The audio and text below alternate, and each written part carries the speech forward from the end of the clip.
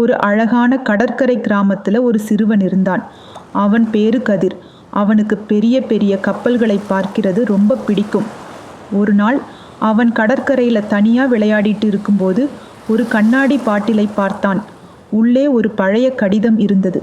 கதிர் அதை ஆவலோடு திறந்து பார்த்தான். அதில், நான் ஒரு தீவில் மாட்டிக்கொண்டேன், எனக்கு உதவி தேவை அப்படின்னு எழுதப்பட்டிருந்தது. ஆனால் அந்த எழுத்துக்கள் ரொம்ப பழசா இருந்ததால அந்த இடம் எங்க இருக்குன்னு அவனுக்கு புரியல. கதிர் அந்த கடிதத்தை எடுத்துக்கொண்டு தன்னுடைய தாத்தா கிட்ட போனான்.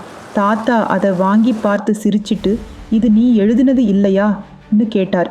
கதிர் குழப்பமா பார்த்தான். தாத்தா சொன்னார், கதிர், இது ஒரு பாழடைந்த தீவு, அங்கிருந்து ஒருத்தரும் திரும்பி வரல. இந்த பாட்டில் உள்ள கடிதம் ஒரு எச்சரிக்கை. அந்த தீவு ஆபத்தானது, அதை மறந்து விடுன்னு சொன்னார். கதிர் இதை நம்பல. அவன் தனியாக அந்த தீவுக்கு பயணிக்க தீர்மானித்தான். அவன் தன்னுடைய சிறிய படகில் அந்த தீவை நோக்கி போனான். அங்கே போய் சேர்ந்ததும் அவனுக்கு ஒரு பெரிய அதிர்ச்சி காத்திருந்தது.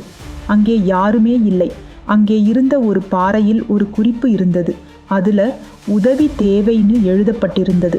கதிர் அதை தொட்டதும் அவனது படகு கரைக்கு நகர்ந்து போச்சு. இப்பொழுது கதிர் அந்த தீவிலே தனியாக மாட்டிக்கொண்டான். அது ஒரு பொறி. அந்த தீவு அவனது வாழ்க்கையையும் அவனது சுதந்திரத்தையும் திருடிக் கொண்டது.